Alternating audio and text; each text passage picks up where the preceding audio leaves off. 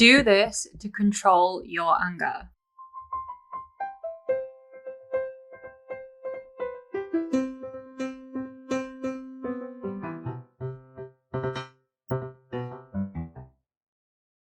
I'm sure you've experienced this. When we are angry, our heart rate increases, we stumble in what we say, and we act impulsively. We often are more likely to make mistakes and to have a lot of regret afterwards. Today, I'm going to teach you a technique that will help you to control your anger and to hopefully avoid all of this. But of course, before I do that, please remember to like and subscribe to the Mind Counsel channel for more tips and advice on how to live your life to its full potential. So, anger is like fire. Not only does it destroy the person who is angry, but it also has the propensity to destroy everyone and everything around it.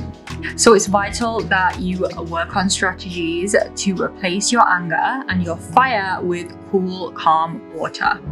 Not only will you feel better, but it will also actually help you live longer. So what is this strategy? Well, before I break it down, let me just give you the basics. And the basic way to put it is to always use your logic. Now that sounds simple, right? Use your logic. However, unfortunately, the majority of people fail to do this when they are triggered by something or provoked into anger. And believe it or not, using your logic is the number one strategy that will help you to overcome your anger. Let me break it down on how you can be more logical when you are triggered into anger or provoked into anger. So without further ado, you must think before you speak. Now, what do I mean by this? When you're angry, you usually want to be right. Am I right? Everybody wants to be right.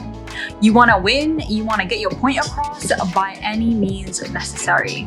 Well, that's all fine, but when you are angry, you tend to say things that will be illogical, jumbled up, and expressive, however, not truly rationalized or not presented in a way that will make you feel satisfied overall, and especially not afterwards. In addition to that, you're also going to end up making the person, if it is indeed a person that you are directing your anger towards, which it usually is, you're going to put them on the defensive. Instead of trying to understand where you're coming from, they're just going to shut down completely and probably jump to anger themselves. So, usually after expressing our anger, we come up with more irrational responses. I'm sure you all had it when you're trying to get to sleep at night and you're thinking, oh crap, I should have said this. And that would have probably, fixed the problem. I would have got my point across a lot better and I would have felt a lot better. We've all had this, right? Therefore, instead of regretting what you've done in the past and having these awake moments at night, reliving things in your head, and living a past that you cannot undo, it's important that you learn from your previous angry outbursts and you change your strategy in communication. I want you to think back to your last angry moment where you behaved on your impulse, and I want you to think how you felt after it. Now, you probably regretted it, right? Am I right? You probably regretted it. People will say, you know what, not really, it made me feel better at the moment, but when in hindsight, I'm sure if you're very honest with yourself, you did actually regret it. Therefore, instead of regretting past mistakes, it's important to learn from our past regrets and mistakes and to control our impulses. We must learn to do this, especially in the way that we communicate with others, as words have the potential to destroy relationships that could have lasted years. And you probably have experienced that in some form or another in your own life, or somebody you know, something has happened and it's ended a relationship that has lasted years and had the potential to last years. And if you want to learn more about impulse control, then I have the perfect video for you, and it should appear just right now, just around here. And if you click on this and watch the video, it will definitely help you in how to control your impulses in everyday life, not just to do with anger. But in the meantime, getting back to anger management. So we must learn to slow ourselves down if we want to win the race. I'm sure you've all heard the story of the tortoise and the hare. Well, it's kind of the same thing when you're angry. And it's probably the opposite of what you want to do, but this is where it comes back to controlling your impulses.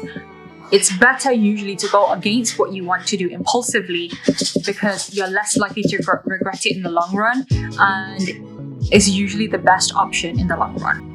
Now, remember I said being angry is usually about winning, having power, and getting your point across by any means necessary. Well, the absolute best way to do that is to be better prepared, logical, and rational compared to the other person. So if you are angry, you can still get the satisfaction of getting your point across, feeling like you left with the power, and feeling like you won, but you can do that all without actually becoming angry. If you want to get your point across, presenting in a way that is logical and methodical is much more likely to get the other person to understand your point of view rather than you just yelling or even swearing at them. Because like I said before, all that's going to do is that's going to make them very defensive, and that's going to make them shut down, and all they're going to do is probably end up doing exactly the same thing back because they feel attacked. So when you get that voice in your head where you feel challenged or provoked, and you feel like you're going to become angry, you have a choice at that moment, and it's a key moment, and sometimes it lasts a split second. But at that moment, you must push that voice aside. And to do this, you must work on your self-discipline. And remember I said, watch the video that I mentioned before. I'll put it here again, to work on your self-discipline. And this will help you to push that voice aside. But this is one of the main steps. You must do this in order to follow on with the next steps. Now, when you've learned to control this voice that comes into your head or this feeling and you want to act impulsively, you then need to replace it with, okay, how do I present my point of view in the most logical and conclusive way? In other words, basically just thinking before you speak. Not only will this give you a massive advantage over the other person, as they are usually unlikely to be as calm as you, since a lot of people don't practice emotional control, but they're probably going to be surprised with your level of calm when they're not feeling that way. Because usually anger feeds anger, fire feeds fire. Not only should you think carefully about what you want to say, but you should also then listen to what the other person says to you. And I mean actually listen, not just wait for them to stop talking so you can start talking. Listen to what they have to say and what point they're trying to come across or they're trying to make. Try and put yourself in their position if you can. And slow down, and after you've listened, think before you speak. If you don't agree with what they say, then calmly say, I don't agree with you, and tell them in a logical and calm way why you don't agree with them. And if they then don't agree with your point of view, well, then you know this is not going to go anywhere. There's no point debating or being angry or talking about this anymore. All you can do at that moment to reclaim your power and to be the one in power is to walk away.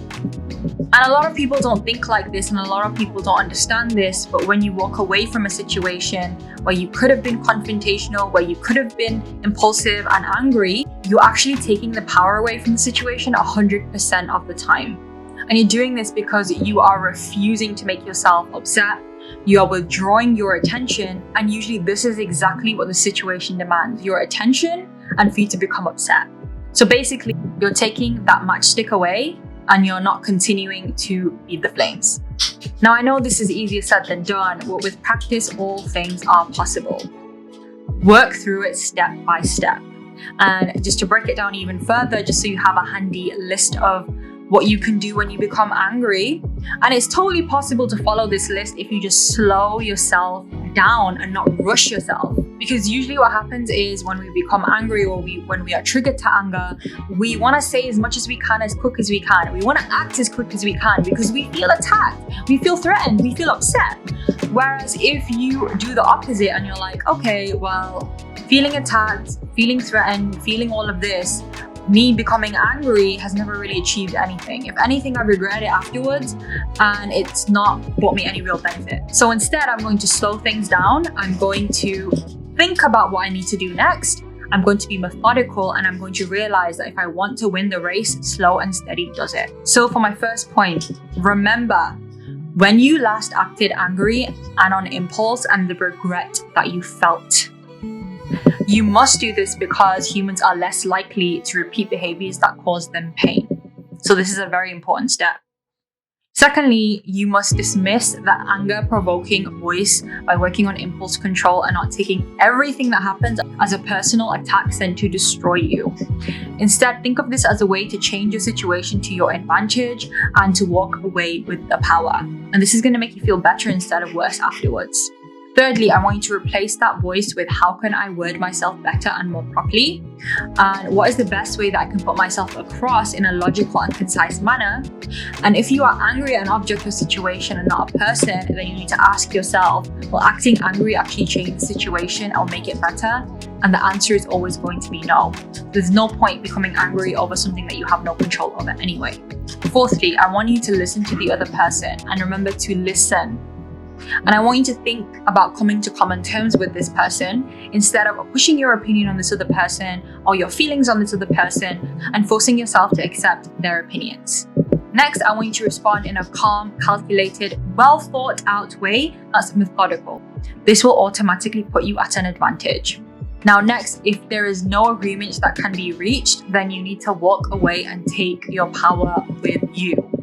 Remember, you take the power. And lastly, I want you to really kind of hone in on this point, but anger shortens your lifespan. Not only does it shorten your lifespan, but it increases your regret and your propensity for illnesses.